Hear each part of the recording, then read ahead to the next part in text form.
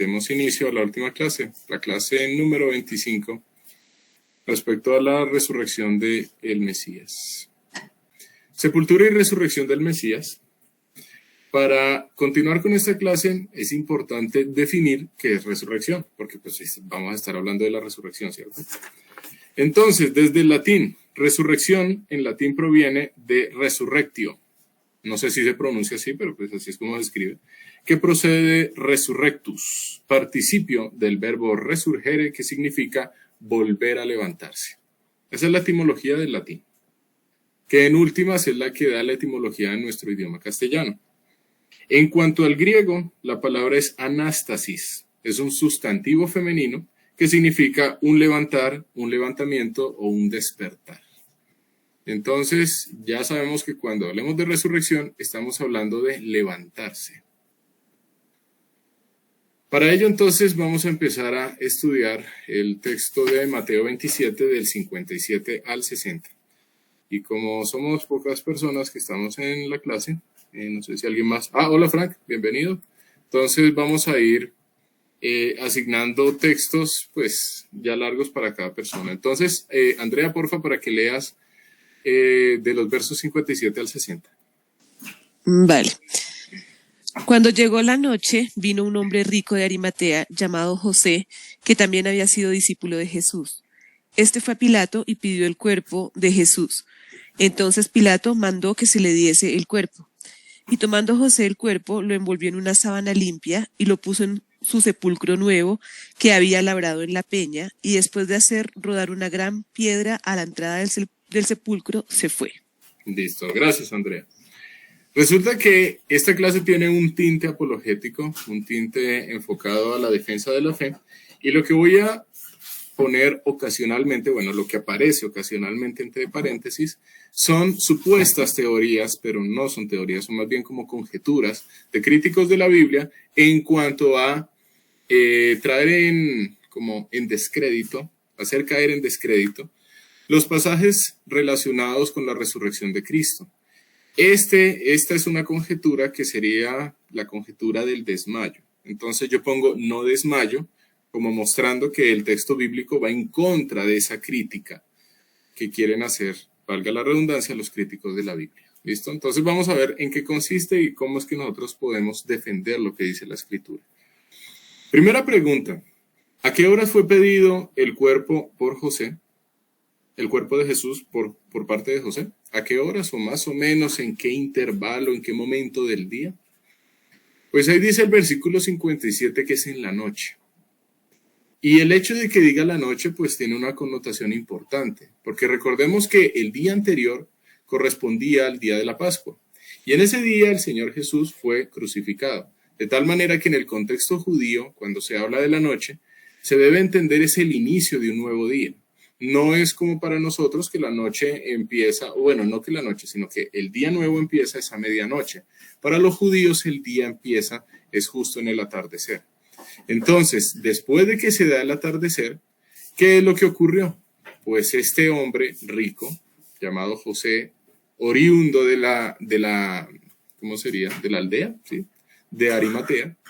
Entonces lo que hizo fue buscar a Pilato y solicitarle el cuerpo del Señor Jesús. Entonces, segunda pregunta, ¿qué detalles nos da el pasaje acerca de José? ¿José quién era? ¿Y para qué se nos dice? Porque pues, si el sentido de la Biblia es cristológico, ¿yo para qué quiero saber el trasfondo de José de Arimatea? ¿Eso de qué me sirve? ¿Qué piensan ustedes?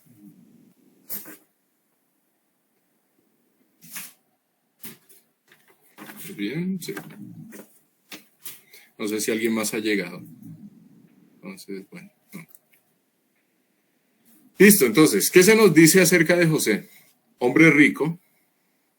Eso es un detalle interesante. ¿Qué más se nos dice aquí en Mateo 27:57? Que había sido discípulo de Jesús. Es un detalle bastante interesante. Pero para nosotros construir la imagen completa es necesario también recurrir a lo que nos dicen los otros evangelios. Entonces, según Marcos, la noche era el inicio del día de reposo y por tanto en Marcos es llamado la víspera del día de reposo. José era miembro del concilio y recordemos que esa palabra para concilio procede del griego que fue traducido al castellano como Sanedrín. ¿Listo? Entonces José de Arimatea era miembro del Sanedrín. También se nos dice en el Evangelio de Marcos que José entró osadamente a donde estaba Pilato y esperaba el reino de Dios. Entonces aquí estamos encontrando una correlación muy importante que siempre hay que resaltar. El hecho de ser discípulo de Cristo con esperar el reino de Dios. Recordemos que en la clase en la que estudiamos el diálogo entre Nicodemo y el Señor Jesús, que se sostuvo en horas de la noche, lo que ocurrió es que el Señor Jesús le dijo a Nicodemo que él no podía ver el reino de Dios a menos que, bueno, no podía entrar en el reino de Dios y no podía ver el reino de Dios a menos que naciese de nuevo, que naciese de lo alto. Por lo tanto, el reino de los cielos, el reino de Dios, tiene una íntima relación con el hecho de ser discípulo. Pero como lo dijimos en la clase pasada, no nos vamos a adentrar mucho en el tema del reino porque es un tema bastante extenso. Por el momento, entendemos que cuando se habla del reino de Dios, se está hablando también de la obra de Cristo. ¿Listo? ¿Qué más podemos decir? Pilato estaba sorprendido que el Señor ya hubiese muerto. Eso lo dice el Evangelio de Marcos. Y ese es un detalle que en cuanto a la defensa de la fe nos sirve muchísimo, pero muchísimo. Porque hay personas que dicen que no, lo que pasa en cuanto a la resurrección de Cristo es que Jesús no murió. Entonces él simplemente tuvo como una especie de desmayo y ya después se levantó, pero no, él no murió, no murió. Eso es completamente falso. De acuerdo a las evidencias que nosotros vimos en la clase pasada, cómo fue azotado, el hecho de que él sufrió un shock hipovolémico, el hecho de que él sufrió de hematohidrosis, la forma en la que fue azotado con el flagellum taxillatum, cómo fue crucificado y además cómo le fue enterrada esa lanza, de tal manera que esa lanza alcanzó el corazón del Señor Jesús. Y cuando digo el corazón del Señor Jesús, me estoy refiriendo en cuanto al órgano del cuerpo físico. El Señor Jesús murió, el Señor Jesús falleció. Y lo interesante es que el Evangelio de Marcos dice que quien le dio esa confirmación fue una persona que fue enviada por Pilato. Entonces él quedó sorprendido, pero ¿cómo así que ya se murió? ¿En serio? ¿Por qué razón él estaba sorprendido? Porque por lo general las personas crucificadas tomaban más tiempo en morirse, no una cuestión de 3 horas. Incluso la muerte por crucifixión podía llegar a tomar días.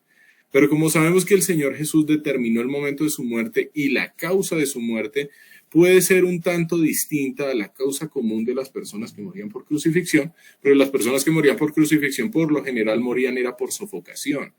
El Señor Jesús, más allá de experimentar sofocación, que es algo que sí vivió, la muerte se dio ante todo desde un punto de vista médico por la rotura del corazón.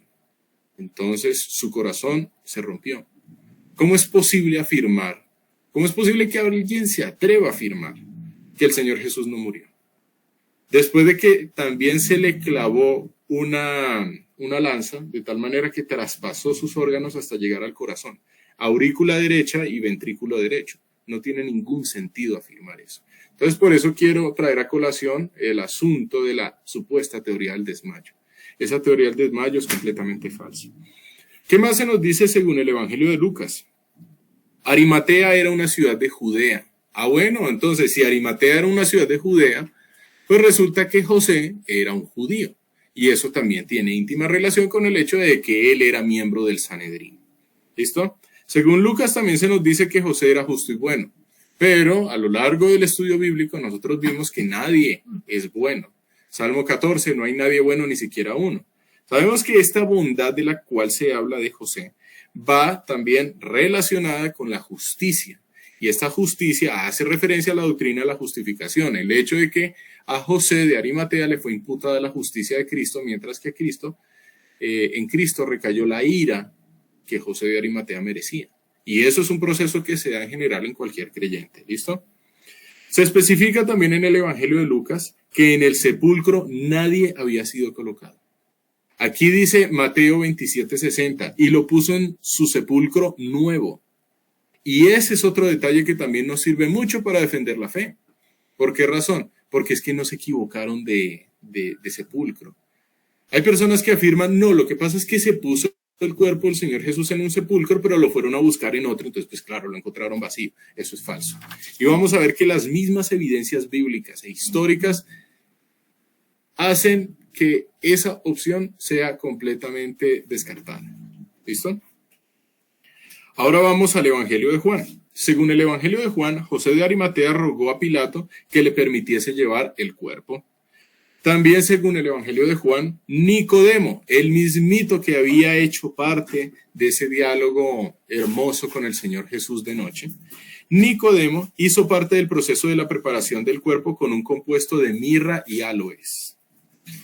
También se nos dice que el sepulcro se ubicaba en un lugar cerca del lugar de crucifixión. Frente al sepulcro había un huerto. ¿Listo?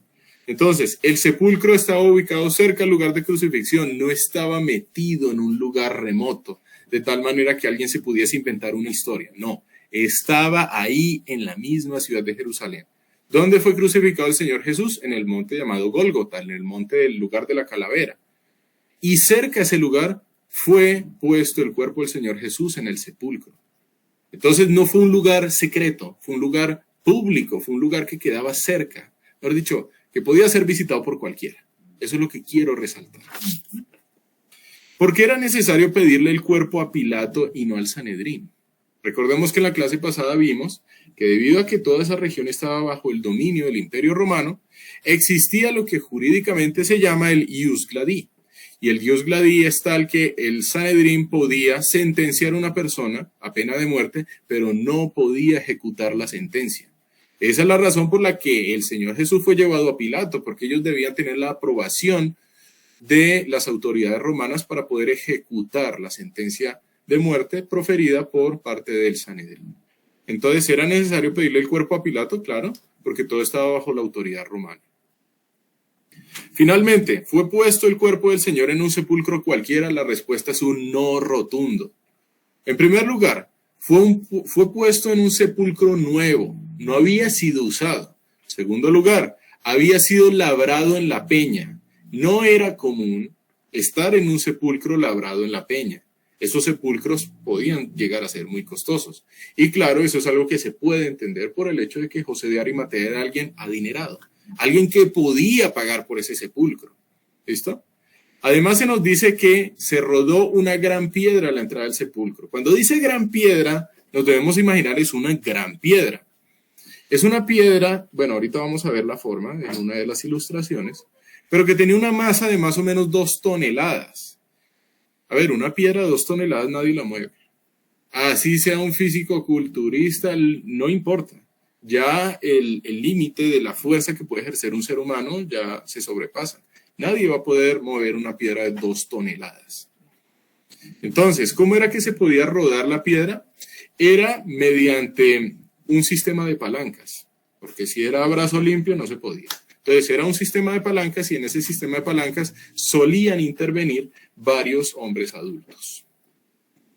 Mateo 27, 61. Entonces, vamos a ver quién más está. Hola Nidia. Hola Eliana. Hola Rubén. Bienvenidos.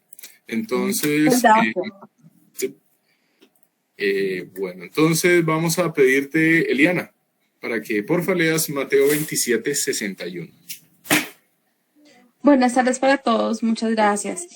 Bueno, y estaban allí María Magdalena y la otra María, sentadas delante del sepulcro. No te equivocaba. Ajá. Ese no te equivocaba, ese es el paréntesis que pongo ahí, es para mostrar cómo el mismo texto bíblico tumba todas esas conjeturas falsas acerca de que Cristo no resucitó. Entonces, en la parte anterior había puesto entre paréntesis no desmayo, porque es que no tiene sentido afirmar que el Señor Jesús no murió. A ver, ya todas las evidencias médicas, clínicas y del contexto histórico, teológicas, todo lo que vimos, permiten darnos certeza que el Señor Jesús sí murió en la cruz. Listo. Y aquí cuando se habla de no te equivocada, ese T punto hace referencia más bien es a la tumba. No hubo una tumba equivocada a la cual los discípulos se iban a acercar. Porque hay personas que afirman que no, es que el cuerpo fue puesto en una tumba, pero ellos se dirigieron a otra. Entonces, claro, como se dirigieron a la otra, encontraron todo vacío y dijeron que resucitaron. Falso. Vamos a ver qué es lo que dice el texto bíblico y la evidencia histórica. Versículo 61. Listo, estaban María Magdalena y la otra María. Ajá. Vamos a ver quién es esa otra María más adelantico. El hecho es que habían 2 mujeres. Los textos en otros evangelios nos aclara que hubo más mujeres incluso. Pero se nos dice sentadas delante del sepulcro. ¿Y eso a mí de qué me sirve? O sea, ¿para qué me dice eso el texto bíblico? ¿Eso qué tiene que ver con el Señor Jesús? Pues sí, estaba María Magdalena. Ajá, sí. ¿Qué función cumple esta mención? ¿Será que entonces alguien se ha atrevido a decir osadamente, podemos quitar textos de la Biblia? Ah, no, pues quitémoslo, porque pues parece que no sirve de nada. Obviamente la respuesta es no. De la Biblia no se puede quitar ni una sola letra. No se puede quitar una sola idea, un solo versículo. Todos los versículos cumplen un propósito por parte de Dios. De la Biblia no se puede quitar absolutamente nada. ¿Qué función cumple? La función está relacionada con el hecho de que Mateo 27:61 ya nos está diciendo que María Magdalena y la otra María van a ser testigos de este grande acontecimiento que se viene. La idea no es centrar nuestra atención en María Magdalena y la otra María, sino en lo que va a ocurrir con ellas. Fijémonos que el verbo que aparece aquí con relación a María Magdalena y la otra María es sentadas. Ahí no dice de pie. Tampoco dice que María Magdalena y la otra María pues pasaron y ahí medio miraron cuál era el sepulcro. No, ellas estuvieron sentadas delante del sepulcro de tal manera que fueron testigos de cómo el cuerpo del Señor Jesús fue puesto por José de Arimatea y por Nicodemo en ese sepulcro, cómo la piedra se rodó, de tal manera que no podía existir. No iba a haber lugar a dudas de cuál era el sepulcro correcto. No existe esa posibilidad del hecho de que los discípulos se hubiesen acercado a la tumba equivocada. No es cierto. Ellas estaban completamente seguras. Fueron testigos de todo ese acontecimiento. ¿Para qué se nos dice sentadas? Yo me siento a observar algo, es para observarlo de forma detenida. O cuando, por ejemplo, se ha visto a un científico en un laboratorio corriendo y haciendo observaciones en un microscopio. Eso no se ve. ¿Qué hace una persona en un laboratorio? Digamos que se sienta a observar algo detenidamente. Se sienta. Si yo me voy a poner a estudiar X tema, ¿qué es lo primero que voy a hacer? Me voy a sentar. ¿Puedo hacerlo de pie? Sí, pero la calidad no va a ser la misma que sentado, porque cuando me siento, estoy centrando mi atención en lo que voy a hacer. El hecho de que aquí se diga que ellas estaban sentadas es porque el texto bíblico nos quiere hacer referencia en el hecho de que ellas estaban poniendo atención. No estaban distraídas como, sí, el cuerpo, y, oye, ¿y qué pasó en la Pascua? ¿Y qué pasó con los fariseos? No, ellas estaban centradas en lo que era. Mateo 27, 62 al 64. Entonces, Frank, para pedirte el favor que leas este pasaje. Buenos días. Dice, al día siguiente, que es después de la preparación, se reunieron los principales sacerdotes y los fariseos ante Pilato, diciendo, Señor, nos acordamos que aquel engañador dijo, viviendo aún, después de 3 días resucitaré. Manda pues que se asegure el sepulcro hasta el tercer día, no sea que vengan sus discípulos de noche y lo hurten y digan al pueblo, resucitó entre los muertos, y será el postrer error peor que el primero. Listo, gracias, Frank. Primera pregunta. ¿Cómo se refirieron los principales sacerdotes y fariseos del Señor Jesús? Ellos le dijeron a Pilato, nos acordamos que aquel rabino especial que tenía palabras de Dios. No, en el versículo 63 nos dicen que ellos se referían al Señor Jesús como un engañador. Qué tristeza, ¿no? Y fijémonos que de forma aún más atrevida, ellos citan las palabras del Señor Jesús. Por lo tanto, escucharon qué fue lo que él dijo. Porque ahí dice, aquel engañador dijo, viviendo aún después de 3 días resucitaré. Entonces ellos se habían escuchado prédicas del Señor Jesús. No sabemos hasta qué punto, pero de que escucharon algo, escucharon algo. Entonces, ¿qué es lo que pasa? La palabra de Dios en aquella persona que es creyente, pues produce fe. Bueno, en aquella persona en quien obra ese misterioso obrar del Espíritu Santo y maravilloso que es el nuevo nacimiento. Esa palabra de Dios en la persona en quien obra eso, produce fe. Pero la palabra de Dios en la persona en quien esto no obra, ¿qué produce? Endurecimiento del corazón, obstinación. Y fijémonos, les importó un carajo, y me disculpan la palabra, les importó un carajo, conocer qué es lo que decía el Señor Jesús. Conocer acerca de los milagros, porque ellos se enteraron, por ejemplo, de la resurrección de Lázaro.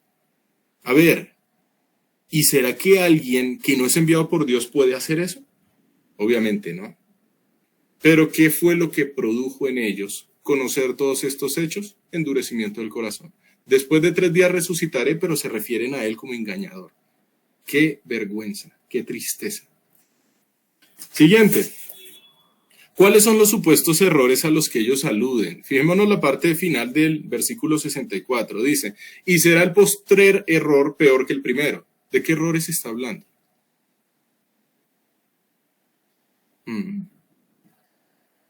Pues, no sé. Del error. ¿De cuál error? Bueno, el postrer es último, listo. Entonces hay 2 errores, ¿no? Será el postrer error peor que el primero. Hay 2, podemos identificar 2. Pero ¿cuáles errores son? ¿Qué piensan ustedes?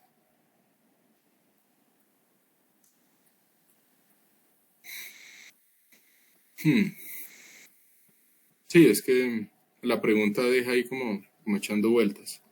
Yo creo, soy Nidia, buenas Hola, tardes. Nidia. ¿Sí?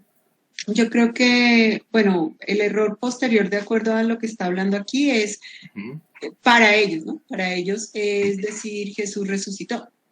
Entonces, para ellos eso es un error. Y sería peor en el sentido de que al principio él dijo, soy el Hijo de Dios, y pues, no sé, pienso en el momento en que él dijo, destruyan este templo que en 3 días lo voy a...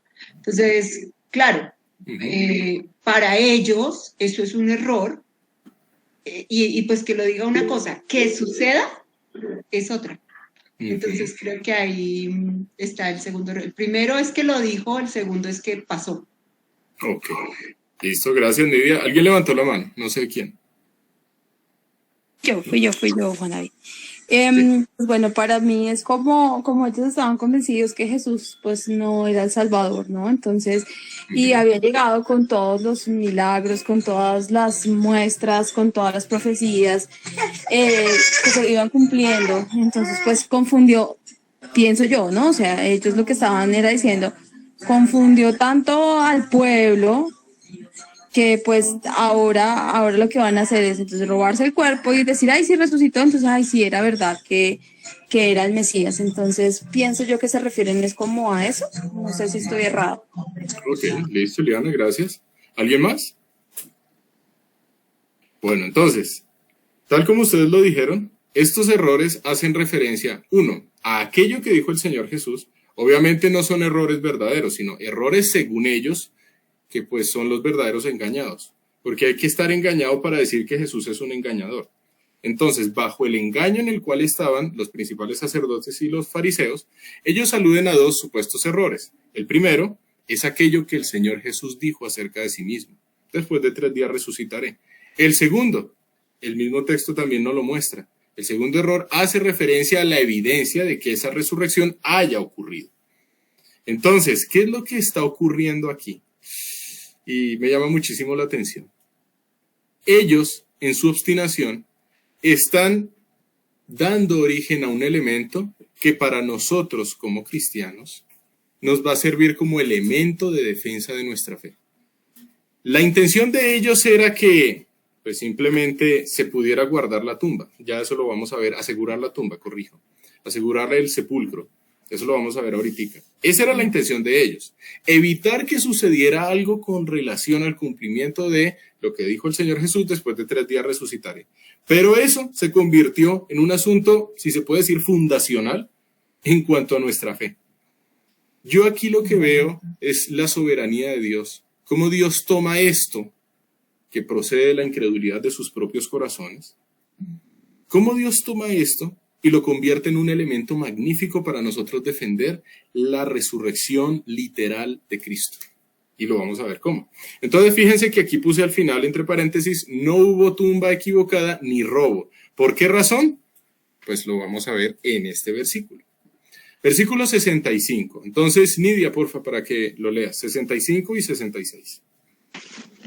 Y Pilato les dijo, ahí tienes una guardia. Id, aseguradlo como sabéis. Entonces ellos fueron y aseguraron el sepulcro, sellando la piedra y poniendo la guardia. Listo. Gracias, Lidia. ¿Qué les proporcionó Pilato a los líderes religiosos? Es la primera pregunta, versículo 65. Y vamos a ver un detallito acerca de esa expresión. ¿Qué fue lo que les dio Pilato? Pilato les dio, no sé, armas a los líderes religiosos para defenderse. No. No, una guardia. Una Un guardia. grupo de personas que guardaron el lugar. ¿Listo? Entonces, esta expresión en griego, ahí tenéis una guardia. En griego es egete constodian. Me da a entender, no sé, desde el griego parece tener relación con custodia. Pero pues, digamos, eso es algo que tocaría ratificar del todo. ¿Qué es lo importante? El verbo griego egete, ese egete constodian, no se encuentra en el modo indicativo. Estamos hablando desde un punto de vista gramatical.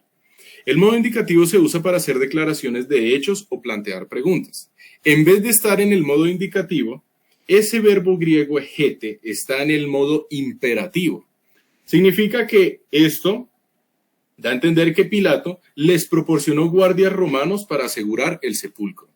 Entonces, ¿cuál es la interpretación correcta desde la misma gramática del griego? La interpretación correcta no es como decirles, miren, ustedes tienen la guardia del templo, entonces usen de la guardia del templo que ustedes tienen para ponerlo allá y asegurar el sepulcro. Esa no es la interpretación correcta.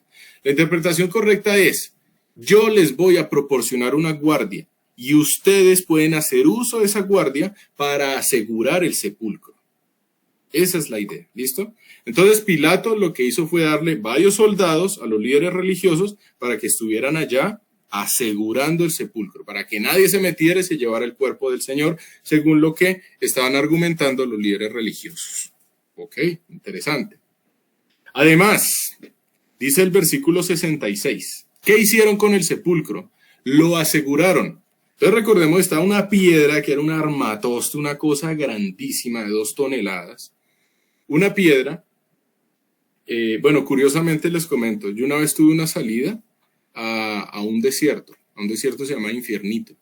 Y entonces, pues en Infiernito pues existen pues varias piedras y hay unas piedras que tienen una figura con relación a ciertas cosas que ellos querían darle su propio significado. El tema es que yo me imaginaba que podría ser tratar de mover una piedra pues así de bastante masa. En otra ocasión me encontré con el hecho de que una persona me dijo que había una piedra delante mío que tenía 2 toneladas, alrededor de 2 toneladas. Yo por molestar, por jugar, como que traté así de hacerle algo a la piedra, obviamente ni se movió, ni se mosqueó la piedra. Porque yo no puedo ejercer la fuerza suficiente para mover una masa de 2 toneladas y sobre todo con los coeficientes de fricción y condiciones físicas. No se puede. ¿Qué es lo que pasa aquí? La piedra, tengámoslo en mente, es una piedra grandotota y pesada. Además de poner esa piedra, el sepulcro fue asegurado y pusieron una guardia. Cuando se habla del hecho de que el sepulcro fue asegurado, se habla de un sello romano, un sello que fue puesto, ahí dice, sellando la piedra. Entonces quiero traer a colación este comentario. Una guardia romana de combatientes estrictamente disciplinados para guardar la tumba. El temor al castigo producía una inmaculada atención al deber, especialmente en las vigilias de la noche. ¿Qué es lo que significa eso? Si estos personajes de la guardia dejaban que alguien se acercara al sepulcro, lo abriera y tratara de sacar el cuerpo del Señor Jesús, adivinen qué les podía pasar. So pena de muerte. Así que esta no era una guardia cualquiera, no era una guardia como, ay, estamos aquí. No, era una guardia que tenía que guardar muy bien el sepulcro. Si estos dejaban que alguien entrara en ese sepulcro, adivinen qué les iba a pasar. Además, quiero citar este otro comentario. Aquella guardia romana fijó en la tumba el sello romano, señal de la autoridad y poder romanos. El sello romano que se puso con el propósito de evitar que se vandalizara el sepulcro. Cualquiera que tratara de remover la piedra de la entrada habría roto el sello e incurrido en la ira de la ley romana. Y adivinen qué pasaba cuando se desataba la ira de la ley romana. Crucifixión. Así que cualquiera que tratara de acercarse al sepulcro y tratara de quitar la piedra, en primer lugar se iba a encontrar con una guardia fuerte y armada. Y en segundo lugar, donde lograra hacer algo y lo cogieran, se iba a la cruz. Guardia que pidieron los fariseos. Y guardia que pidieron los líderes religiosos, ¿no? Entonces, quiero llamar a la atención este tipo de detalles. Primera pregunta, ¿será que existe la posibilidad que los líderes religiosos se hubieran equivocado de tumba y hubieran guardado la tumba que no era? Pues claro que no. Si ellos eran los primeros interesados en que no se diera el suceso de la resurrección, entonces no tenía ningún sentido que ellos estuvieran dudando, ay, ¿será que era este? Es que no me acuerdo. No, creo que era el otro que estaba un poquito más arribita. No, ellos estaban absolutamente seguros de cuál era el sepulcro en el cual fue puesto el cuerpo del Señor Jesús. Así que la teoría, mal llamada teoría, la conjetura de la tumba equivocada se cae. La conjetura del desmayo, que el Señor Jesús no se murió y por lo tanto, no, pues es que se desmayó un ratico y ya después ahí sí se levantó, pero bueno, listo, a eso le llaman resurrección, también se cae. Son dos teorías completamente contrarias a la evidencia histórica, a la evidencia bíblica. ¿Cuál desmayo? Sí, se desmayó con una rotura del corazón, claro, sí, se desmayó. No, es que la tumba fue equivocada habiendo puesto una guardia por parte de los más acérrimos enemigos del Señor Jesús. Sí, claro, sí, una tumba equivocada. Y además, siendo las mujeres, muchas mujeres, testigos de dónde fue que se puso el cuerpo. Y además, un sepulcro nuevo, no era un sepulcro usado, era nuevo. De tal manera que no pudiese existir como una confusión de cadáveres, por decirlo así, tampoco.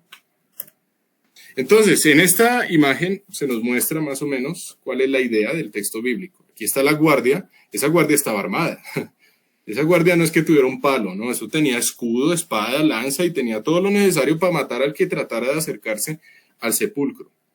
Y esa guardia tenía que estar despierta aún de noche.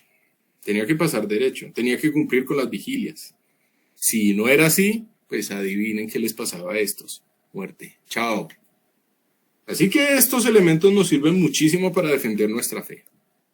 Mateo 28:1. Entonces, miremos a ver quién más está. Nidia, una pregunta. ¿Ketty está contigo?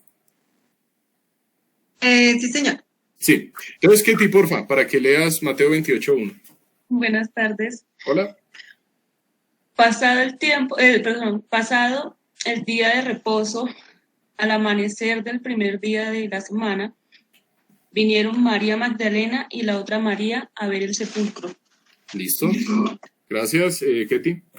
Voy a leer qué es lo que dice el Evangelio de Marcos. El Evangelio de Marcos dice que también fue Salomé con María Magdalena y la otra María para llevarle especias aromáticas para ungir el cuerpo. Y eso también fue muy de mañana. ¿Listo? Entonces, ¿qué era? Digamos, ¿qué es lo que nos pretende mostrar Mateo 28:1 y pues otros pasajes de los evangelios? Que las mujeres querían acercarse al sepulcro para ungir el cuerpo del Señor Jesús con especias aromáticas. Eso era lo que querían hacer. Ahora, hay un problemita grande y bastante grande. ¿Quién va a mover semejante armatoste de 2 toneladas? Según Mateo 28:1, el hecho de que ellas se acercaran a la tumba, pues al sepulcro, denota que no tenían conocimiento de lo que había pasado con la guardia. Eso es algo de lo que no tenían conocimiento, porque la preocupación de ellas era quién nos va a mover la roca, no quién nos va a mover la roca, quién va a quitar a esos guardias y quién va a quitar ese sello, ¿no? Esa no era la preocupación de ellas. Es decir, ellas no sabían qué se le hizo al sepulcro. En pocas palabras, este es otro elemento que nos ayuda a ratificar la resurrección literal de Cristo. Los discípulos del Señor Jesús no estuvieron interviniendo en el sepulcro de forma alguna. El Señor Jesús fue sepultado, listo. Pero los discípulos no trataron de hacer algún tipo de artimaña. Tanto es el hecho que ni siquiera se enteraron acerca de la guardia romana que había sido puesta por los líderes religiosos.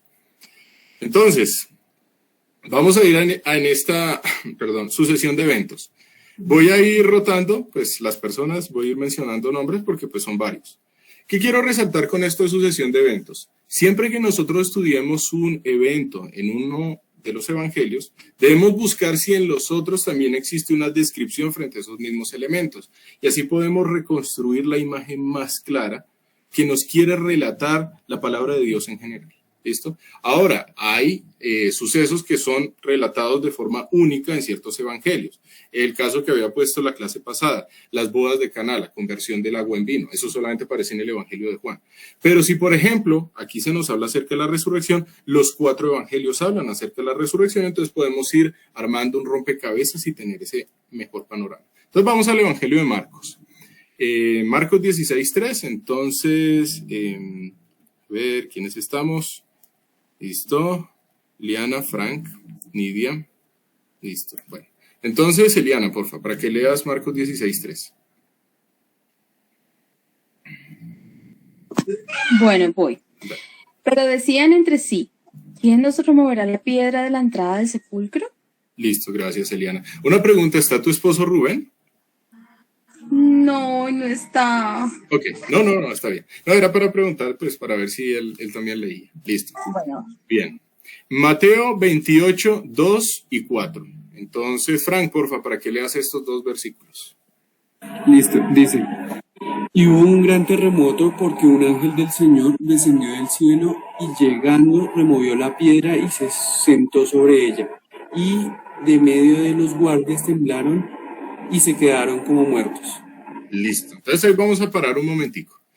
Estas mujeres que se acercaron al sepulcro, pues estaban pensando cómo vamos a hacer para remover la piedra. No tenemos el sistema de palancas, porque recordemos que eso es a través de un sistema de palancas, y con la fuerza que pueden ejercer varios varones adultos. Eso era en ese entonces.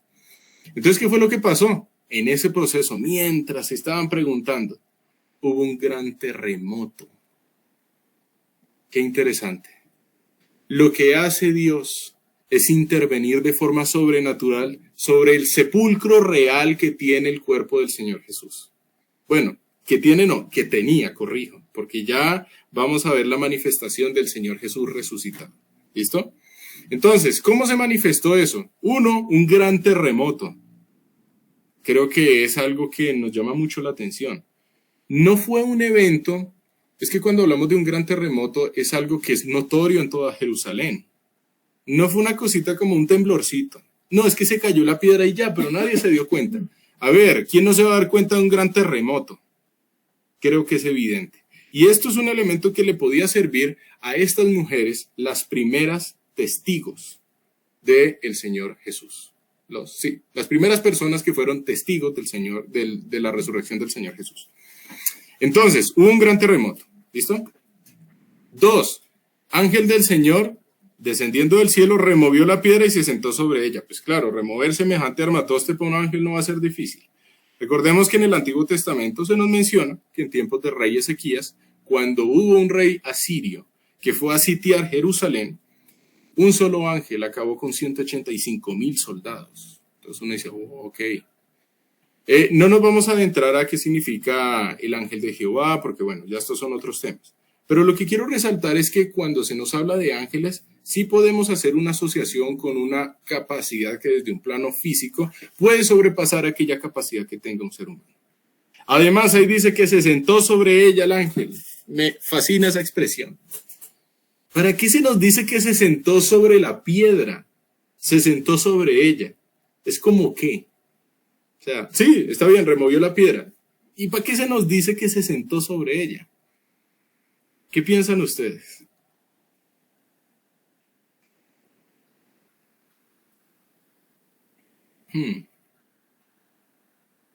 Sí, una pregunta, pues, pertinente. Quiero resaltar esto. Cuando dice se sentó sobre ella, ¿quiénes fueron testigos de que el ángel se sentó sobre la piedra? La guardia romana. Es decir, la guardia romana, al ver a ese ser sentado en la piedra, podía corroborar que ocurrió algo de carácter extraordinario. Porque si no se hubiese manifestado un ángel sentado sobre una piedra, ellos de pronto hubiesen asociado la apertura del sepulcro con un evento natural. Pero el hecho de que el ángel esté sentado sobre ella les permite descartar esa opción. Aquí hubo una intervención sobrenatural. ¿Para quiénes? Para la guardia romana. Y también para nosotros conocerlo en el relato. Además se nos dice de él, ¿quién es él? Pues de ese ángel que se sentó sobre ella. Los guardias temblaron y se quedaron como muertos. se pegaron un susto tenaz. Estaban literalmente, como en nuestra expresión cultural, muertos del susto. Eso pasó con los guardas. Bueno, ellos estaban allí asegurando el sepulcro para que nadie pudiese entrar, pero al ver semejante ser, que no es de carácter humano, pues ¿qué iban a hacer? Iban a temblar. Ellos no se iban a enfrentar contra este ángel del cielo, un ángel que en su llegada se produce un gran terremoto y además puede remover una piedra de 2 toneladas, bueno, vaya a enfrentarse contra él. Pues obviamente que va a perder. Ellos estaban muertos del susto, porque recordemos qué pasaba si se abría ese sepulcro. Ellos podían sufrir la pena de muerte. Así que ellos estaban muy asustados y no se iban a enfrentar contra el ángel. Mateo 28, 5 y 6. Entonces, espérame a ver, ¿quién más faltaría? Bueno, ¿está bien? Listo. Entonces, dale, Nidia, porfa, para que leas este pasaje. Mas el ángel, respondiendo, dijo a las mujeres, no temáis vosotras, porque yo sé que buscáis a Jesús, el que fue crucificado. No está aquí, pues ha resucitado, como dijo. Venid, ved el lugar donde fue puesto el Señor. ¡Wow! ¡Qué belleza estas palabras, la verdad! ¿Qué es lo primero que le dice el ángel a las mujeres? No teman. No teman porque pues el Jesús que fue crucificado no está aquí, pues ha resucitado. Fíjense que el ángel hace el énfasis de estas dos palabras, como dijo. ¿Para qué nos dice el texto como dijo? Se podría entender la misma idea, no está aquí, pues ha resucitado, venid del lugar donde fue puesto el Señor, ¿cierto? Se podría entender la misma idea. Pero ¿por qué el ángel quiere hacer referencia o énfasis en el hecho de que Cristo ya dijo eso? Eso tiene una implicación supremamente profunda, pero muy, muy profunda. Es que no es solamente el cumplimiento de lo que Él dice, sino que en su resurrección se avala, se certifica, se pone un sello de aprobación, en el sentido de que todo lo que Él dijo acerca de sí mismo es cierto. ¿Qué dijo Cristo? Bueno, destruido este templo en 3 días será, pues lo volveré a edificar. Él estaba hablando acerca de su cuerpo, pero pues estos cabezones de los líderes religiosos pues pensaron que se refería al templo que fue engrandecido por Herodes el Grande.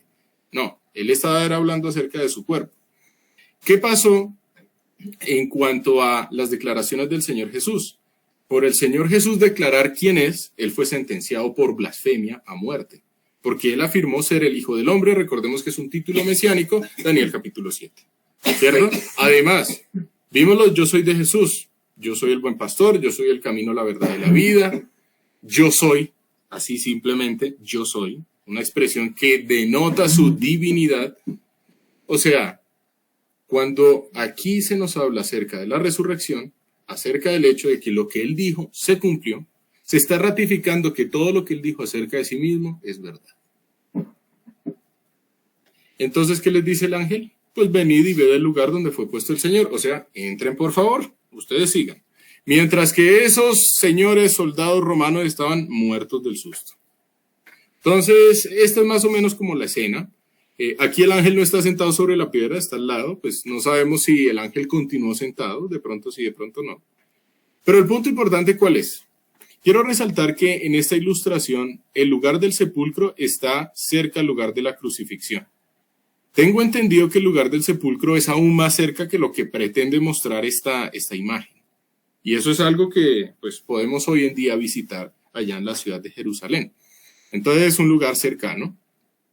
¿Qué más? Pues encontramos al ángel.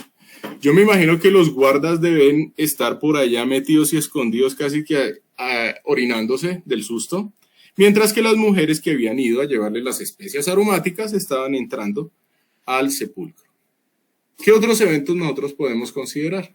Marcos 16, 5 al 7. Ketty, por favor, para que leas este.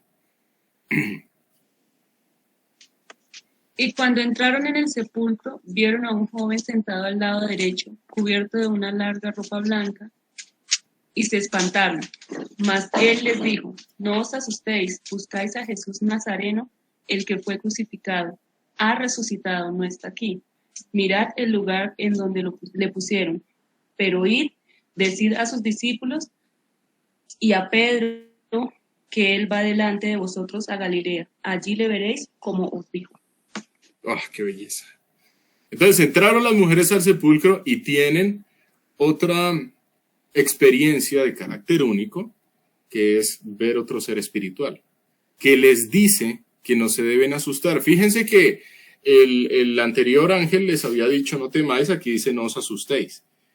¿Qué nos quiere mostrar eso? Pues el texto bíblico. ¿O qué pretende el texto bíblico al hacer énfasis en eso?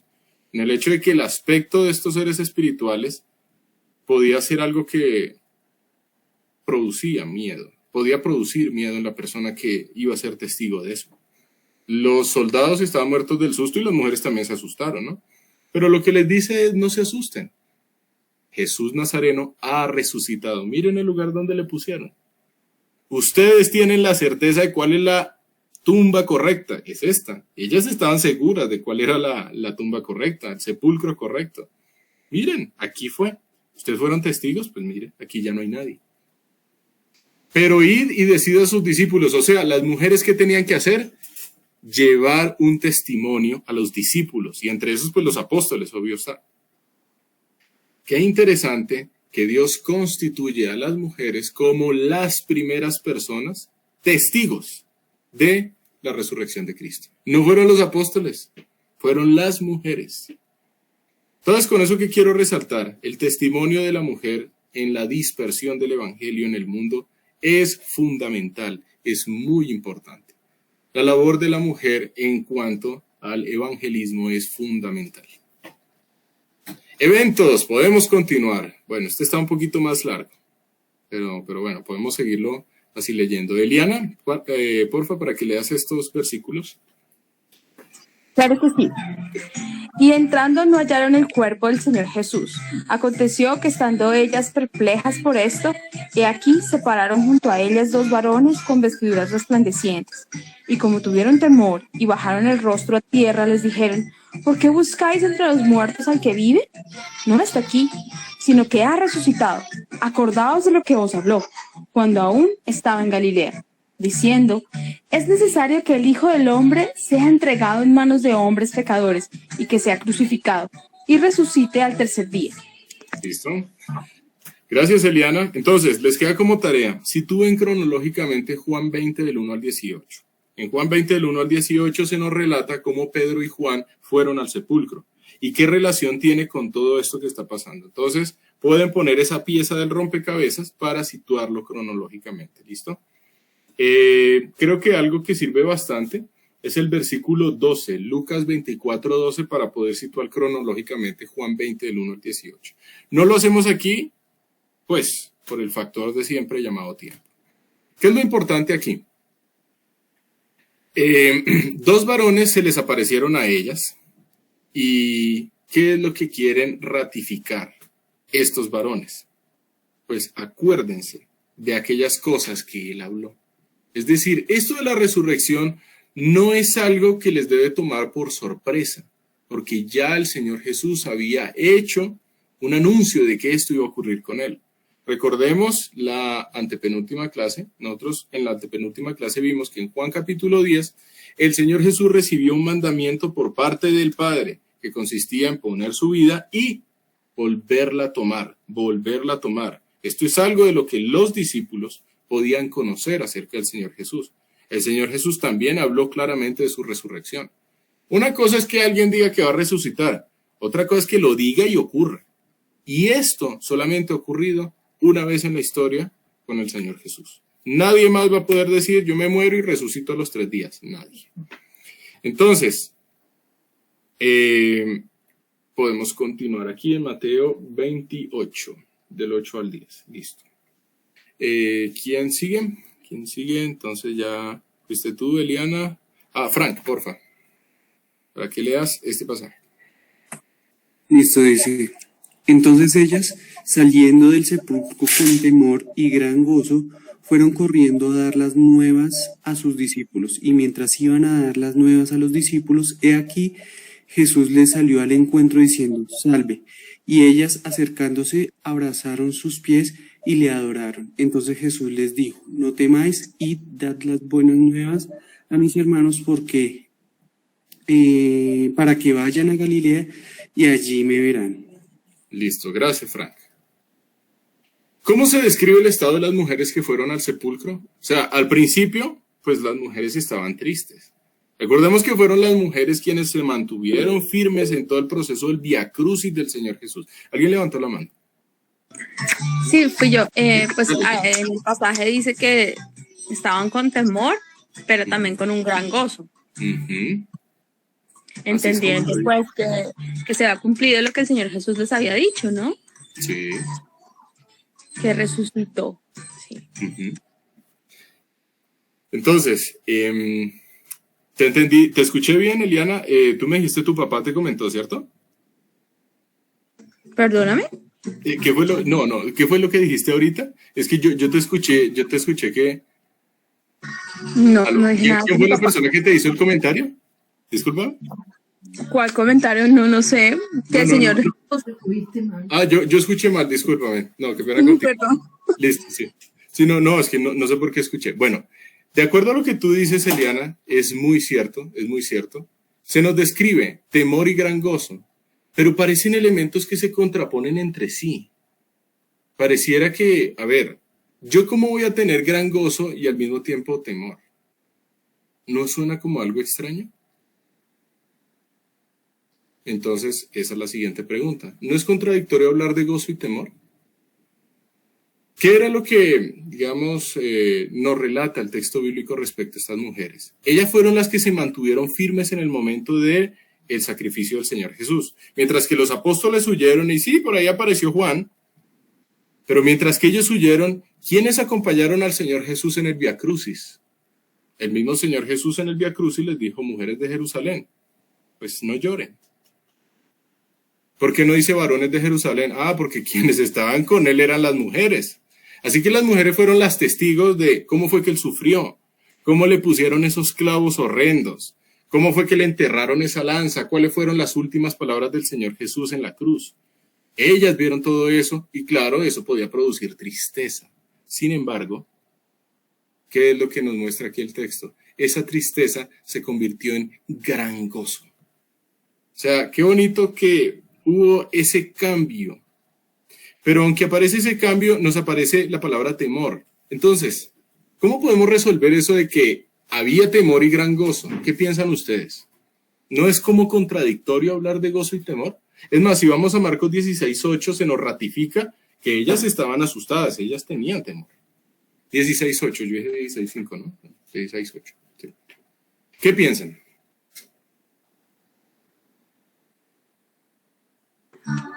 Soy Eliana, pues pienso que es como un temor, pero de reverencia al Señor, de respeto, o sea, el respeto, el que, wow, de verdad es real.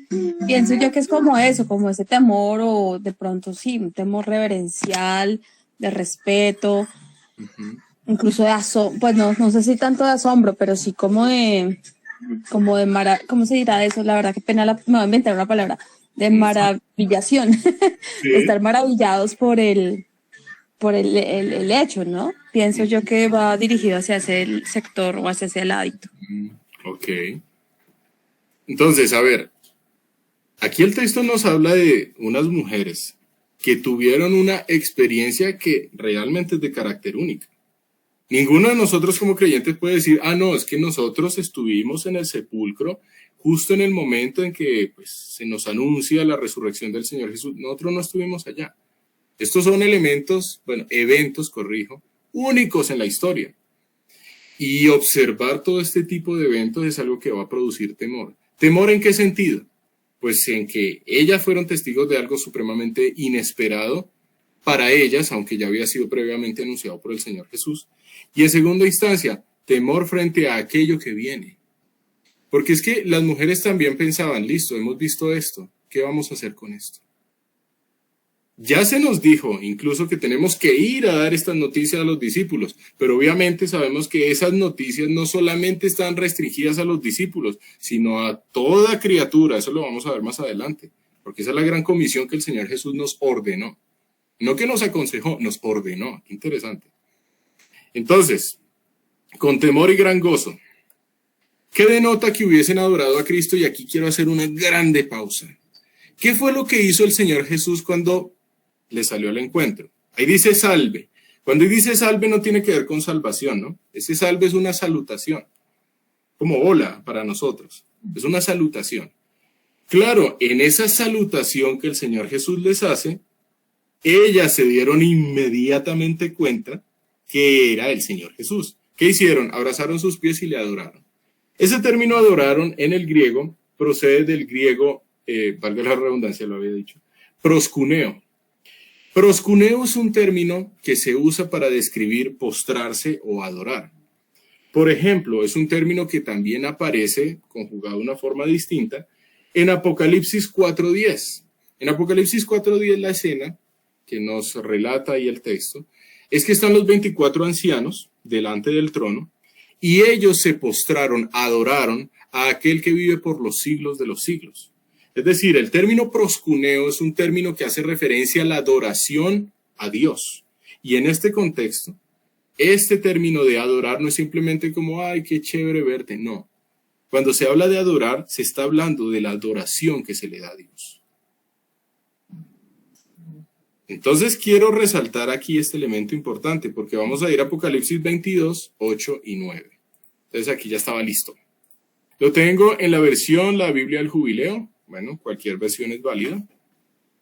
¿Qué es lo que dice Apocalipsis 22, 8 y 9? En el versículo 8 está hablando el apóstol Juan, y él está como diciendo, miren, todas aquellas cosas que están en el libro de Apocalipsis, yo soy el que ha oído y visto estas cosas, o sea, verbigracia, no me la inventé, esto no es cuento mío. Yo soy testigo y simplemente les estoy contando qué es lo que yo vi. ¿Listo? Versículo 9, ¿qué es lo que dice también el apóstol Juan? En el versículo 8. Dice que después se postró para adorar delante de los pies del ángel que le mostraba estas cosas. ¡Ay, qué belleza! El apóstol Juan iba a cometer idolatría. La latreia o la adoración correspondiente a Dios, pues se la estaba dando a un ser que no es Dios. ¿Qué fue lo que le dijo el ángel en el versículo 9? Mira, no lo hagas porque yo soy esclavo contigo, con tus hermanos los profetas y con los que guardan las palabras de la profecía de este libro. Punto seguido, adora a Dios. O sea, el ángel le dijo, párese, mijito, en pocas palabras, de forma coloquial, usted a mí no me debe adorar. Adora a Dios, no a mí. Ahora, si nos devolvemos, ¿hay algún registro de que el Señor Jesús les haya dicho, no, a mí no me deben adorar a Dios? ¿Hay algún registro aquí?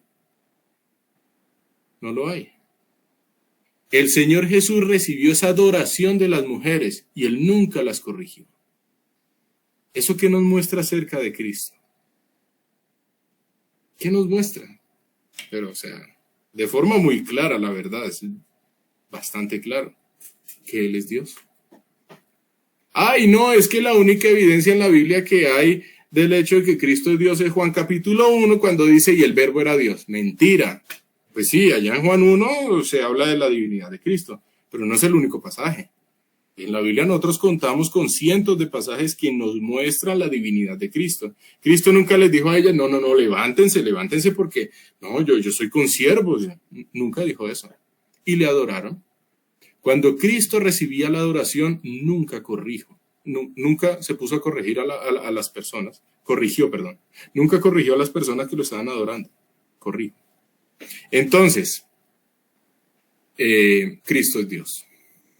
Versículo 10. ¿Qué es lo que le dice el Señor Jesús a estas mujeres? No temáis. Como que hay varias veces que estas mujeres han escuchado no temáis, ¿no? Se los dijeron los seres espirituales y ahorita el mismo Señor Jesús les dice, no teman. Aunque ellas están con gran gozo y temor, el Señor Jesús les dice, no teman. Más bien, den las nuevas a mis hermanos para que vayan a Galilea, allí me verán. Bueno, no vamos a estudiar dos cosas en esta clase. Uno, ¿qué fue lo que ocurrió en esa transición, en ese intervalo de tiempo entre el sacrificio del Señor Jesús y su resurrección? Porque para estudiar ese tema tenemos que irnos al libro de Efesios, tenemos que irnos a aquello que nos dice la palabra que Cristo descendió a las partes más profundas de la tierra, predicó a los espíritus encarcelados, entonces son temas que tenemos que dejar ahorita de lado. ¿Por qué? Pues por el tiempo, porque nos tenemos que involucrar en otros elementos. Y otra cosa que tampoco vamos a estudiar es acerca de la ascensión del Señor Jesús. Nosotros nos vamos a quedar es en la resurrección. ¿Listo? Lucas 24, del 8 al 11. Entonces, ahorita dijo Frank. Te toca, Ketty, ¿cierto? Sí. Entonces ellas se acordaron de sus palabras y volviendo del sepulcro dieron nuevas de todas estas cosas a los 11 y a todos los demás. Eran María Magdalena y Juana y María madre de Jacobo y las demás con ellas, quienes dijeron estas cosas a los apóstoles, mas a ellos les parecían locura las palabras de ellas y no las creían. Listo, Ketty, gracias. Uy, qué interesante. ¿De cuáles palabras y dichas por quién se acordaron? Ahí dice, entonces ellas se acordaron de sus palabras. ¿Palabras de quién? Siempre es importante por eso citar el contexto del texto, ¿no? Entonces, pues es obvio que es palabras del Señor Jesús. Ok. Pero ¿qué pasó? Después de ellas salir del sepulcro, llevaron esas noticias. Listo. Vamos a ver qué fue lo que pasó. Primera pregunta. ¿Por qué se nos dice que eran varias las mujeres las que les dijeron estas cosas a los 11? ¿Por qué está el versículo 10? O sea, era María Magdalena, Juana, María madre de Jacobo, por allá también se nos habló de Salomé, o sea, mínimo había más de 5. Mínimo habían 5. O sea que el número de mujeres era más de 5. O sea, tomando todos los nombres que son mencionados en todos los evangelios. ¿Por qué se nos mencionan varias de esas mujeres? Versículo 10. Eso tiene un propósito.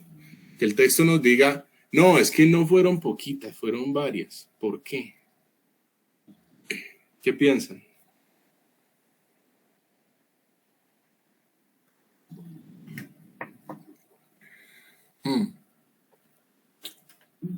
A ver.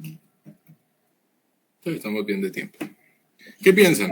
Creo que también es importante el tema de lo que queda registrado en la historia, o sea, quién era María Magdalena, quién era Juana, quién era María, y en los otros, quién era Salomé. Creo que es importante porque pues, en el caso de Lucas, Lucas estaba investigando, entonces a ese investigar, pues va a preguntarle a María, pues, obviamente hoy no vamos a ir a preguntarle a María Magdalena, pero en ese momento tiene dudas, va a preguntarle a María Magdalena, o pregúntele a la familia, o a los amigos de María Magdalena, pregúntele a Juana, pregúntele. Creo que es importante esos nombres propios para verificar la información. Ok, muy válido lo que tú dices. Exactamente. Se nos dicen estos nombres, y ahí dice, y las demás con ella, o sea, hay más a las que les pueden preguntar, para que el texto nos haga énfasis en el hecho de que hubo varios testigos. No fue solamente María Magdalena y no, es que María Magdalena se inventó un cuento y esa fue la que le llevó el cuento a los 11. No.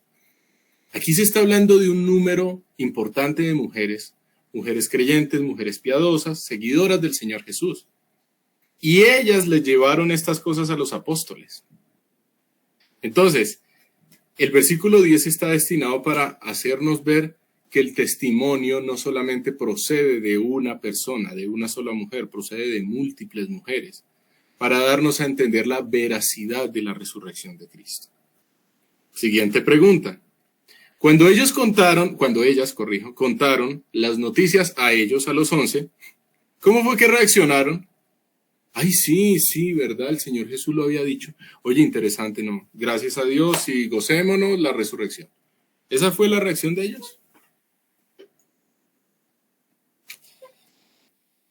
Y fíjense la segunda pregunta. ¿Cómo nos sirve este detalle para defender la veracidad del relato? En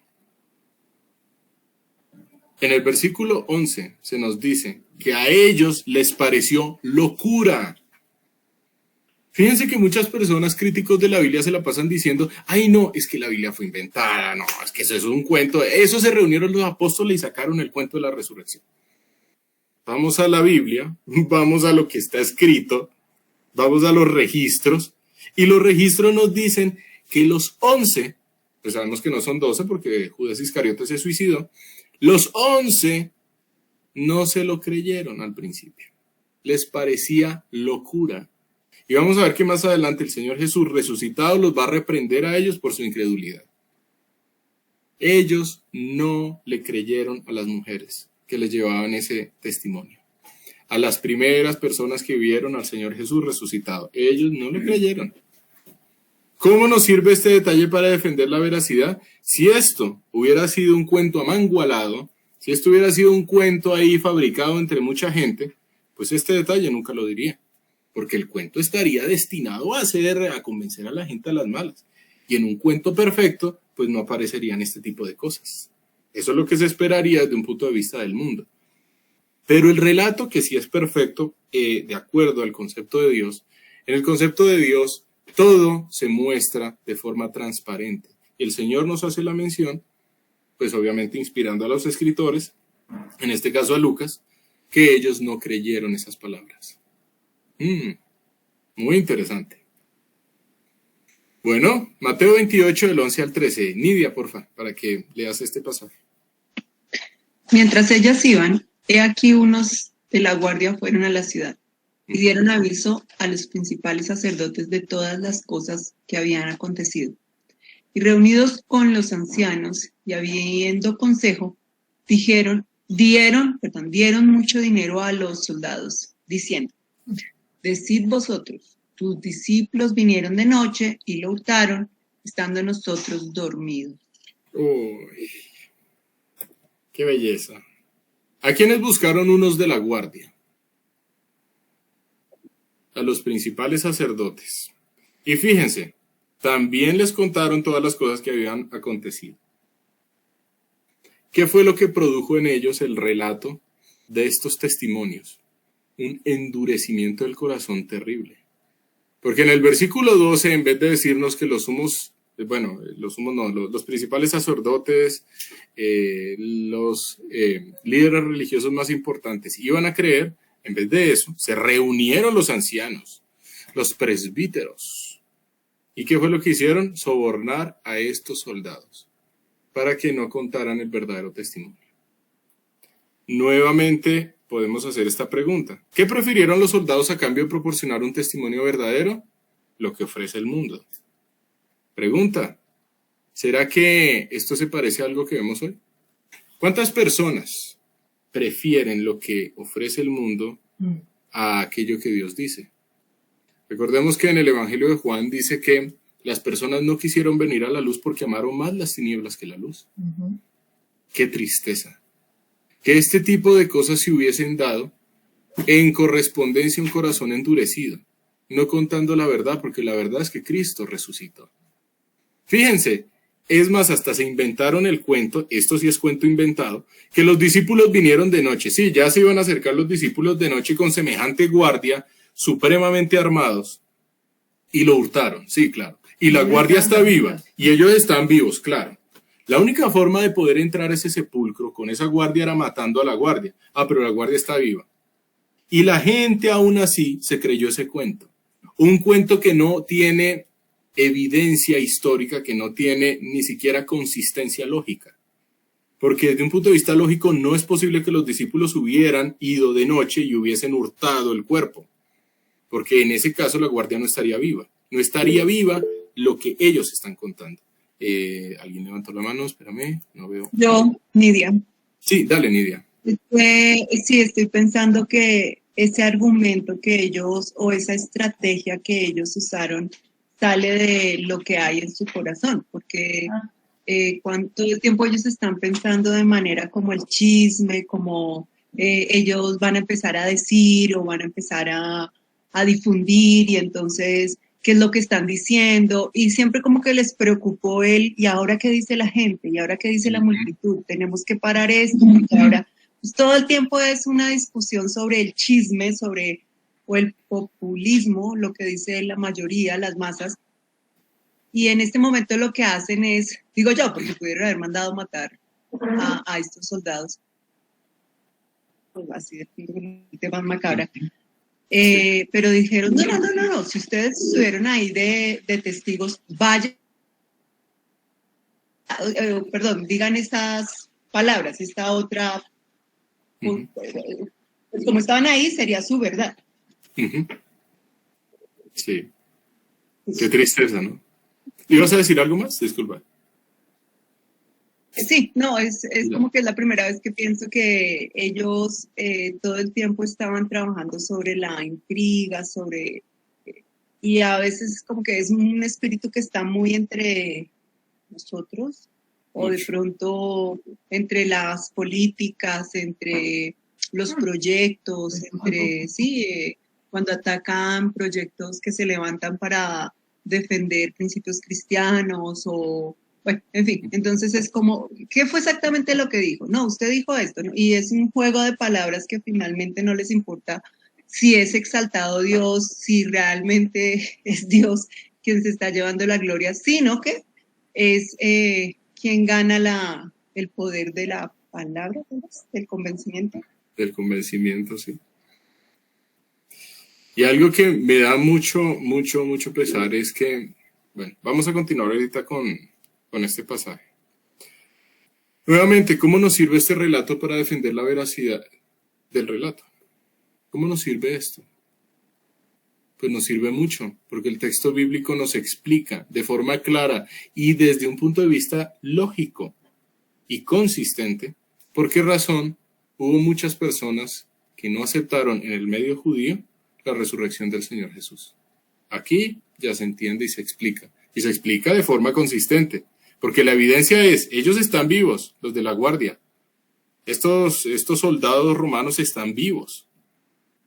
¿Qué es lo más consecuente? Que la resurrección se ocurrió. Fíjense cómo la mentira puede imperar en los corazones de las personas que deciden quedarse en las tinieblas y no venir a la luz del Evangelio. Mateo 28, 14 y 15. Eliana, porfa, para que leas estos dos.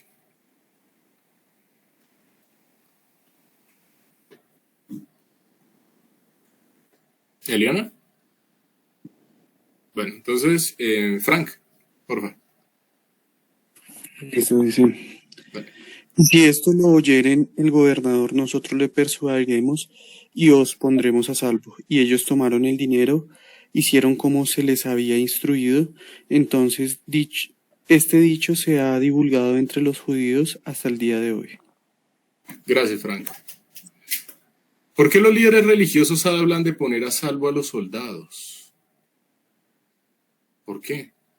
Si esto lo oyera el gobernador, ¿quién es el gobernador? Pues Pilato. ¿Y qué pasaba si Pilato se enteraba acerca de esta mentira? ¿Qué pasaba? Recordemos que estos soldados podían ser sentenciados a pena de muerte por no ejercer bien sus funciones. Porque era preferible que si alguien se iba a acercar a esa tumba, que esa persona los matara a que ellos quedaran vivos.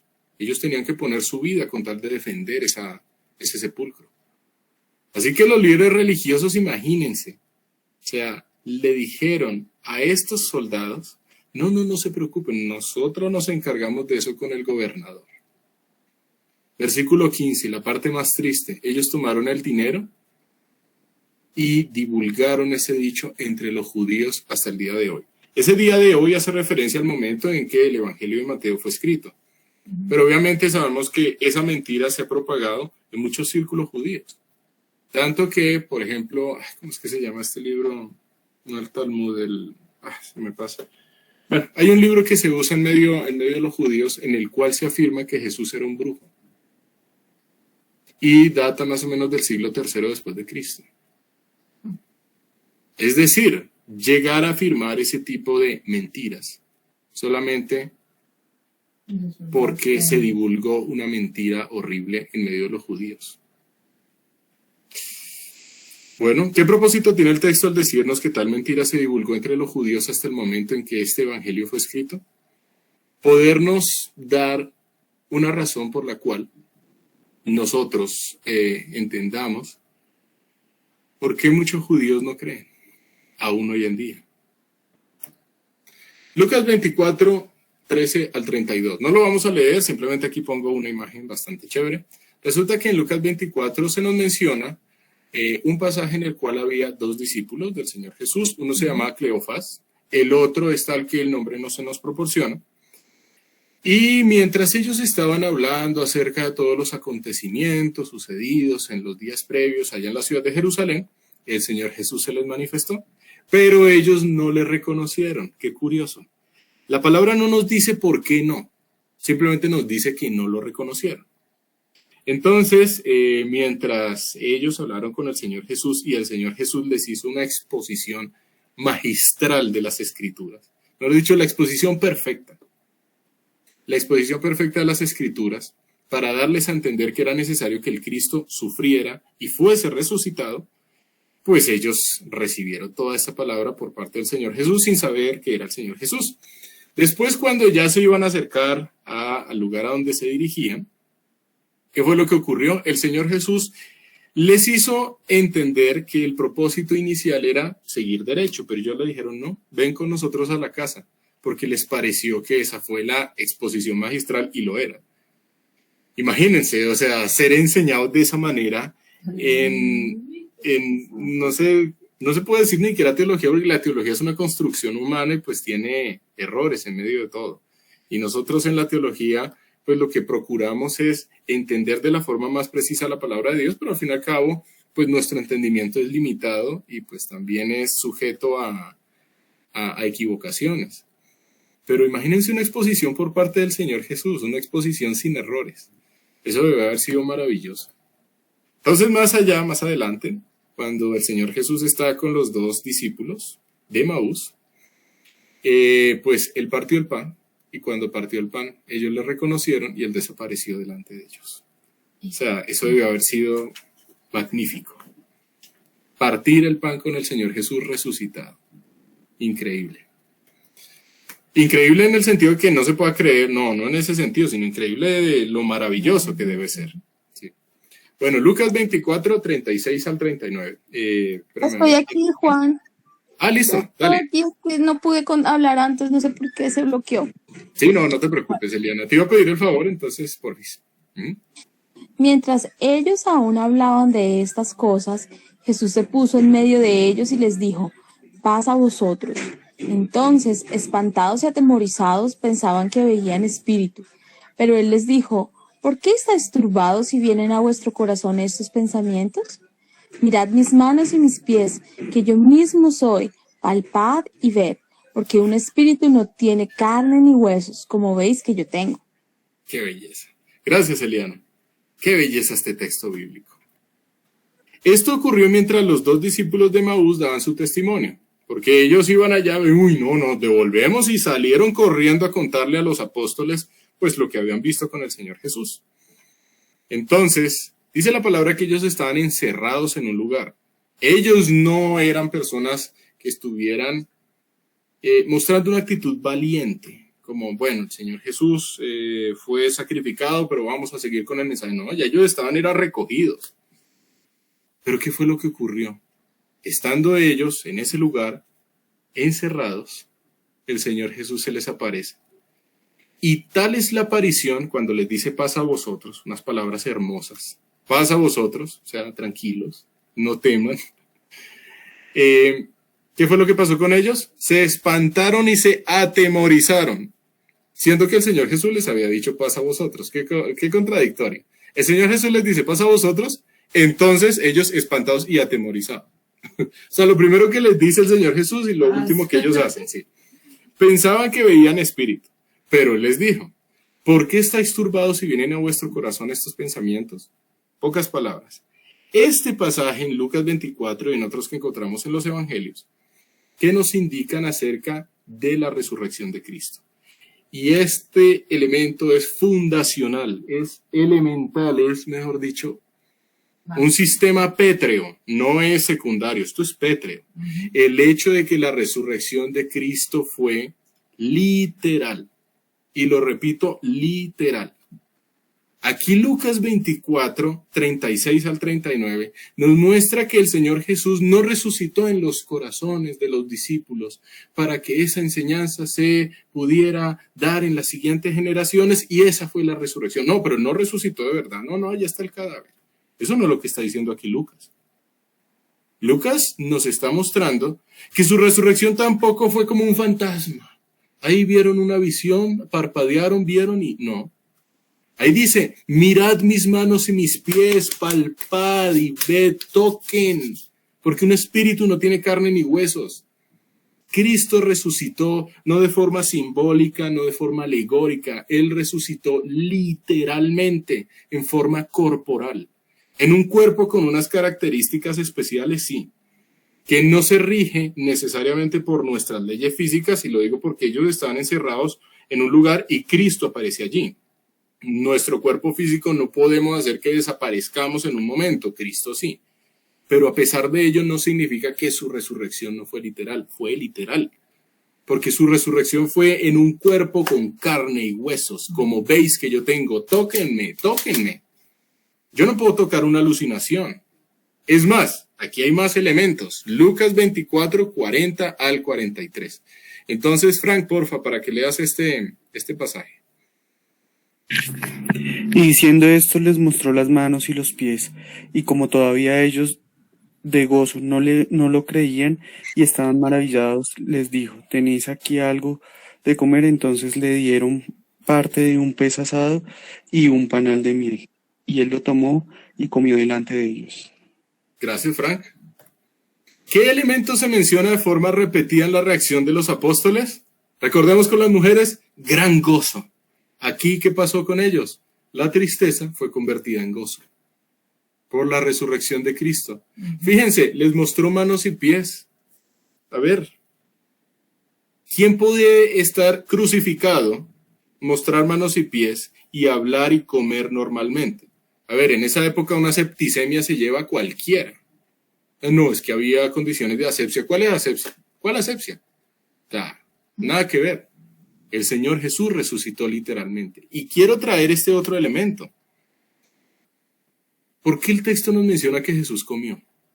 Esta parte es crucial. El hecho de que Él haya comido. ¿Para qué nos dice el texto de que Él comió? ¿Qué piensan ustedes? Porque si fuese espíritu, no comería. Entonces él está comiendo y mostrándoles, mire, tengo bueno, no así literal, pero tengo un aparato digestivo que no deja escapar la comida. Pero ahí. Tal cual. Claro. Se nos sigue ratificando en el hecho de que Jesús haya comido, se nos sigue ratificando que su resurrección fue literal, corporal.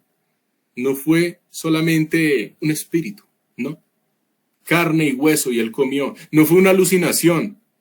No pasa, jamás pasa, que una persona alucina y la alucinación se come lo que él tenía pensado comerse. Eso no pasa, es imposible. Porque la alucinación es un asunto subjetivo, mientras que la comida al frente es un asunto objetivo.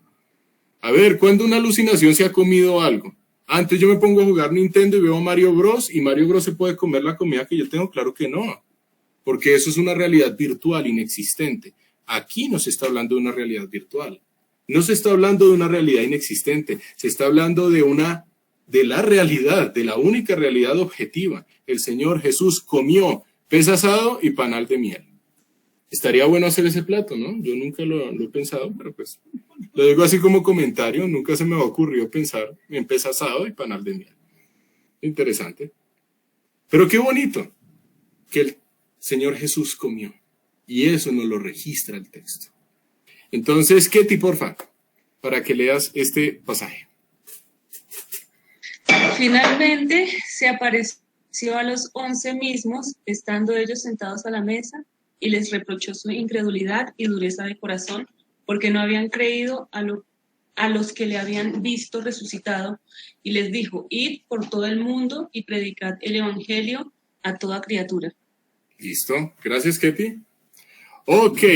¿Qué hace el Señor Jesús después de aparecérsele a los apóstoles? Fíjense, les reprochó su incredulidad y dureza de corazón. Y aquí viene una pregunta bastante pesada. Si en ellos había dureza de corazón, ¿por qué en ellos sí hubo fe, mientras que en los líderes religiosos que hubo una dureza de corazón, en ellos no hubo fe?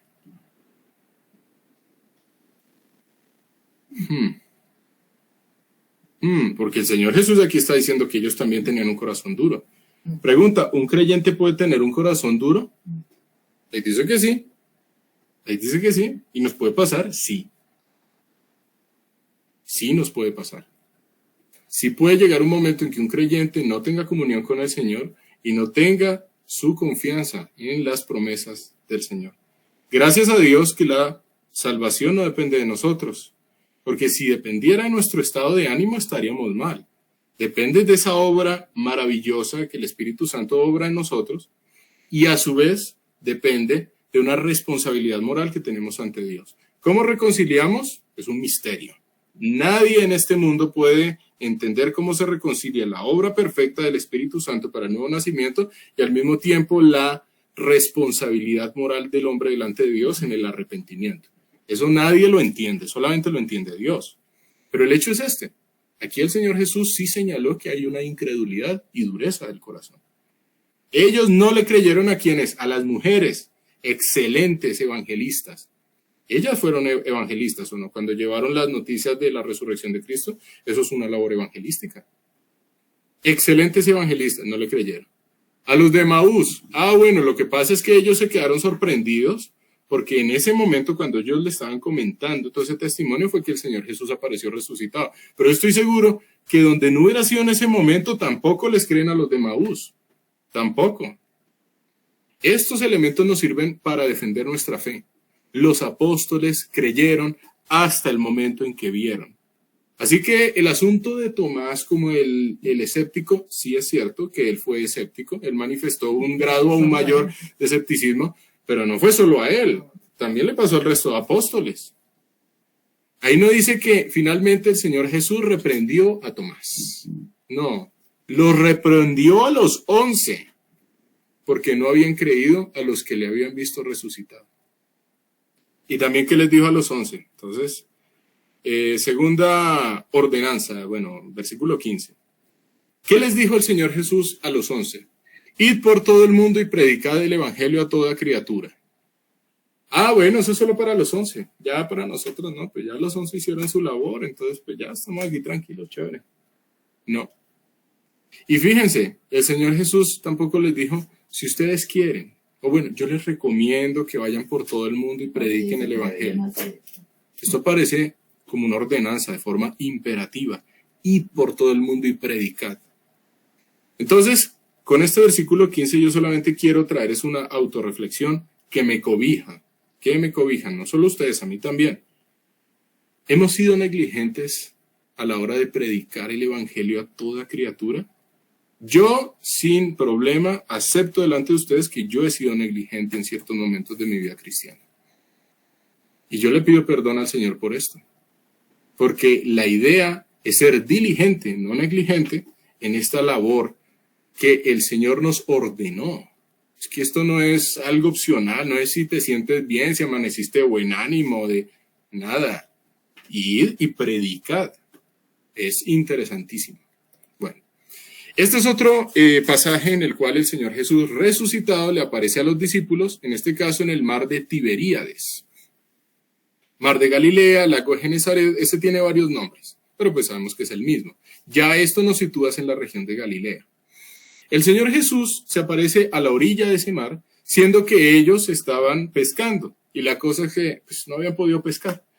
Entonces, como no habían podido pescar, el Señor Jesús se les aparece y desde la orilla les dice, no, mire, echen la red al lado derecho, échenlo ahí. Y van a poder encontrar. Cuando ellos tratan de sacar esa red que tenía 153 pescados, si mal no recuerdo, lo dice el texto, 153, que eso es bastante, les digo. No sé si algún día han ido de pesca, pero, levantar un balde con 10 pescados ya es pesadito. Imagínense una red con 153, eso es pesado. El hecho es que el primero en reconocerlo fue el apóstol Juan y le dijo a Pedro, él dijo, es el Señor. Entonces Pedro se quitó la vestimenta. Se ciñó, no se la quitó, sino se ciñó. Se ciñó y entonces se tiró y fue a buscar al Señor Jesús porque ya le reconocieron. ¿Qué fue lo que ocurrió después? Nuevamente comió. ¿Qué nos ratifica nuevamente el texto bíblico? Que el Señor Jesús apareció múltiples veces y apareció de forma literal con sus discípulos. fue múltiples veces y de forma literal. Yo sí quiero hacer mención de algo, y es que aquí aparece en 1 Corintios 15, del 3 al 6. Entonces, Nidia, porfa, para que leas este pasaje. Porque primeramente os he enseñado lo que asimismo recibí, que Cristo murió por nuestros pecados conforme a las Escrituras, y que fue sepultado, y que resucitó al tercer día conforme a las Escrituras, y que apareció a Cefas y después a los 12. Después apareció a más de 500 hermanos a la vez, de los cuales muchos viven aún. Otros ya duermen. Así es. Gracias, Nidia. Viven aún, pero de cuando se Sí, pues buen apunte, o sea, dice mi mamá, cuando ahí dice, de los cuales muchos viven aún, se está refiriendo el apóstol Pablo, el escritor de esta epístola a la iglesia en Corinto, se está refiriendo a las personas que vivían en ese momento en que fue escrito, claro, no estamos hablando de hoy en día. Entonces, ¿qué expresión se reitera 2 veces allí? Versículo 3 y versículo 4 tiene una expresión reiterada. Y recordemos que expresiones reiteradas tienen un sentido hermenéutico, la interpretación de las escrituras. ¿Para qué se nos empieza a repetir una expresión? Conforme a las escrituras, conforme a las escrituras. ¿Por qué? ¿Por qué el apóstol Pablo, guiado por el Espíritu Santo, quiere hacer énfasis en que esto ya estaba escrito? ¿Por qué? Cristo murió por nuestros pecados conforme a las Escrituras. Resucitó al tercer día conforme a las Escrituras. Antes las Escrituras, Antiguo Testamento, ya nos hablan acerca de la resurrección de Cristo. ¿Sí? ¿Y en dónde? Ahí les queda tarea. ¿Dónde se habla de la resurrección de Cristo en el Antiguo Testamento? Les cuento así como a manera de, no digo de chisme, sino de noticia. Ese es un elemento que usan mucho los críticos de la Biblia. ¿Dónde está la resurrección de Cristo en el Antiguo Testamento? Ahí está. Lo que pasa es que hay que darle la correcta interpretación a muchas de las profecías. Pero bueno, ahí está. ¿Listo? ¿Qué expresión se reitera 2 veces? Conforme a las Escrituras, mostrando el carácter de Dios, la fidelidad de Dios. Cómo Cristo llevó a cabo esa obra. Recordemos que Él estaba predestinado a hacer esto aún antes de la fundación del mundo. Dios no hizo esto como plan B y pues no, es que el plan A no me funcionó y esta primera pareja comió, entonces me tiraron el plan. No, Dios no es así. Dios ya tenía todo perfectamente dispuesto en su plan soberano. Ya lo tenía puesto. ¿No eran 11 los apóstoles? Versículo 5 dice ahí, y que apareció a Cefas y después a los 12. No, espérate un momento, ¿y no se había suicidado Judas Iscariote? ¿Por qué ahí dice 12? ¿No les parece como raro ese detalle?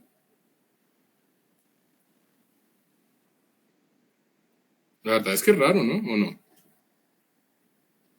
Este pasaje, no sé, pero pienso, por allá en Hechos habla de escoger el nuevo discípulo, pero no sé si este pasaje que está aquí es antes. No, esto es Corintios. No sé. La respuesta es que es después de la elección de Matías, el sucesor de Judas Iscariote.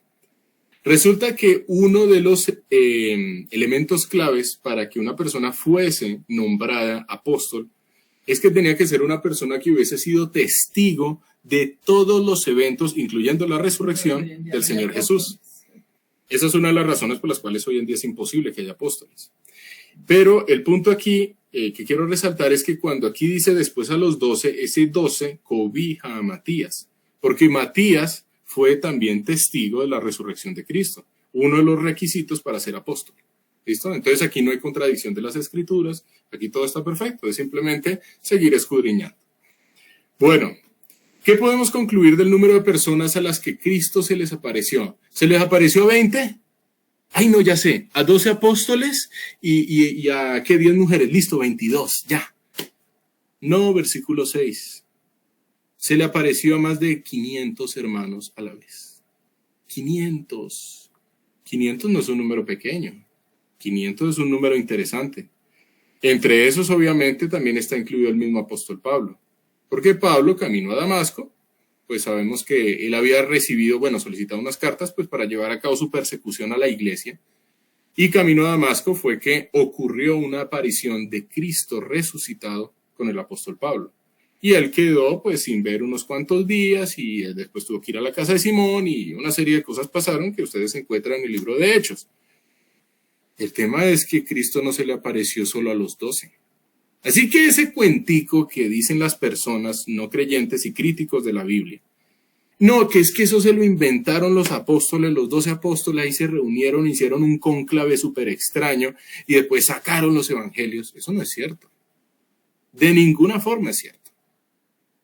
¿Por qué pongo entre paréntesis no alucinación? Porque hay personas que han afirmado que no, Cristo no resucitó. Lo que pasa es que alucinaron los apóstoles. Claro, la alucinación se me va a comer el pan asado y el panal de miel, claro. Y se va a comer eso varias veces. Y yo puedo tocar a la alucinación, claro. No tiene ningún sentido. Y claro, 500 personas van a alucinar. Sí, cómo no. No tiene ningún sentido. Ninguno. Primera de Corintios 15, 14. Este pasaje de Primera de Corintios 15 está dedicado al tema de la resurrección. Y fíjense qué es lo que dice el apóstol Pablo. Entonces, Eliana, porfis, para que leas este pasaje. Claro que sí. Dale. Y si Cristo no resucitó, vana es entonces nuestra predicación, vana es también nuestra fe. Gracias, Eliana. Esta pregunta es crucial. ¿Se es salvo solo con creer en el sacrificio del Señor Jesús? No rotundo. No rotundo. Si una persona cree que Cristo fue a la cruz y que incluso fue un sacrificio expiatorio para reconciliación por nuestras faltas delante de Dios, pero niega la resurrección literal de Cristo, su fe es vana. Su fe no es válida. Su fe no acarrea la verdadera fe a través de la cual la gracia de Dios llega al creyente y por lo tanto la fe de salvación.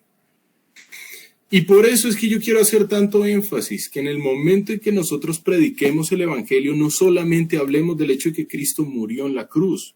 Si no mencionamos la resurrección, esa es una prédica que se perdió. Esa prédica se perdió. Como esa plática se perdió, pero en ese caso esa prédica se perdió. Porque la prédica que no contiene la resurrección de Cristo no es una prédica, es vana. Vana es también nuestra fe. Entonces, si nosotros queremos manifestar el evangelio del Señor Jesús, tenemos que hablar de forma imperativa de la resurrección. No es suficiente con creer en que Cristo murió por nuestros pecados, en que Cristo pagó por nosotros. Una verdadera fe implica creer en que Cristo resucitó de entre los muertos. Y vamos a ver por qué no es suficiente con creer en el sacrificio. Apocalipsis 1:5. Uy, ya nos pusimos escatológicos. No vamos a estudiar escatología. Pero bueno, vamos a Apocalipsis 1:5. Entonces, Nidia, porfa, para que leas este pasaje. Voy a leerlo yo, Ketty. Listo, dale, Ketty. Y de Jesucristo, el testigo fiel, el primogénito de los muertos y el soberano de los reyes de la tierra, al que nos amó y nos lavó de nuestros pecados con su sangre. Listo, gracias, Ketty. La descripción que está dando el apóstol Juan, estando ya en la isla de Patmos, respecto a Jesucristo. 1, testigo fiel. No lo vamos a estudiar ahorita, pero es una expresión muy interesante. 2, primogénito de los muertos. Hay otras versiones que dicen, pues tengo aquí una que dice, el que conquistó la muerte. Primogénito de los muertos es una expresión que hace referencia a que es el primero en resucitar, el primogénito. Y recordemos que este término primogénito no denota de ninguna forma el hecho de que Cristo hubiese sido creado. Tal como aparece en la epístola a los Colosenses, primogénito hace referencia al lugar de preeminencia, no al hecho de que él hubiese sido creado como algunos falsamente lo dicen. Entonces, el primogénito de los muertos y el soberano de los reyes de la tierra. Cristo es el soberano, el gobernador supremo de la tierra y del universo. El soberano de los reyes de la tierra. Porque Cristo es Dios. ¿Quién está por encima de Dios? Nadie. Al que nos amó y nos lavó de nuestros pecados con su sangre. Entonces, y quiero resaltar con Apocalipsis 1:5, la resurrección de Cristo denota que Él venció la muerte. la venció en todo sentido, espiritual y físico. Porque es que Cristo resucitó con carne y hueso, comió, es una resurrección literal. El primogénito, el primero que resucitó para nunca más morir. Sueltos los dolores de la muerte por cuanto era imposible que fuese retenido por ella. Cristo, como no cometió pecado, ¿de qué iba a ser sentenciado en la muerte? De nada. La muerte no lo pudo retener, porque el que murió, murió por mis pecados, pero no por los de él, porque es que en Cristo no hubo pecado. En mí sí, por los pecados de Juan David, todas las cochinadas que hizo Juan David en contra de Dios, claro, por él sí, pero no por Cristo. Entonces, vamos a Romanos 6 del 8 al 11. Frank, porfa, para que leas este pasaje. Y si morimos con Cristo, creemos que también viviremos con Él, sabiendo que Cristo, habiendo resucitado de los muertos, ya no muere, la muerte no se enseñorea más de Él, porque cuando murió al pecado murió una vez por todas, mas en cuanto vive, para Dios vive. Así también vosotros considerados muertos al pecado, pero vivos para Dios en Cristo Jesús nuestro Señor. Un amén firme, un ciertamente. Así es. Comentario. Recordemos qué pasó con la primera pareja. Digamos, para ver el sentido de la resurrección en cuanto a la redención. Ellos comieron, ¿no? Dios dijo, el día que él comiere ciertamente morirás. Vimos que día Yom significaba que justo cuando ellos comieran la muerte, en un sentido físico y espiritual, se iba a manifestar. ¿Por qué físico también? Porque el propósito era que en el huerto de Edén, ellos no experimentaran jamás la muerte física. De tal manera que cuando ellos comen ya empieza ese proceso de caimiento, es decir, la manifestación de la muerte en el sentido físico y en el sentido espiritual. Y Dios dijo, ciertamente morirás. Vimos que en el hebreo es mot tamut, un morir morirás, una forma enfática de decir que Dios ejecutó su justicia por la desobediencia. Listo. El pecado que trajo, muerte. Pecado, jatá en hebreo, que significa desviarse o no dar con el blanco. Peccatum en el latín, que significa cualquier hecho, cosa que se desvíe mínimamente de la voluntad de Dios. Eso es lo que trajo la muerte. Romanos 6:23 también nos dice, la paga del pecado es la muerte, tánatos, en el griego. Ya no muere. Bueno, entonces, si el pecado trajo muerte, ¿qué es necesario para que este muerto vuelva a estar vivo y reconciliado con Dios? Pues uno, su sacrificio. Mediante el sacrificio de Cristo, Él anuló el acta de los decretos que había contra nosotros. Eso está en Colosenses 2:14. La anuló, pagó por nuestra deuda, pagó por mis cochinadas delante de Dios, mis pecados delante de Dios, pagó por este pecador. ¿Qué pasa entonces? Listo, se pagó, pero el ser ya quedó muerto por efecto del pecado. La paga del pecado, la muerte. Listo, entonces se pagó por el pecado. Ajá. Pero si se paga por el pecado, ahí se queda la historia. Porque quedaría ese ser con un pecado saldado, pero muerto. Es necesario que la muerte de ese ser también sea vencida. Con su resurrección, Cristo venció la muerte que produjo el pecado. Claro, en él la muerte no tiene efecto, pero en nosotros sí, porque nosotros sí somos los pecadores.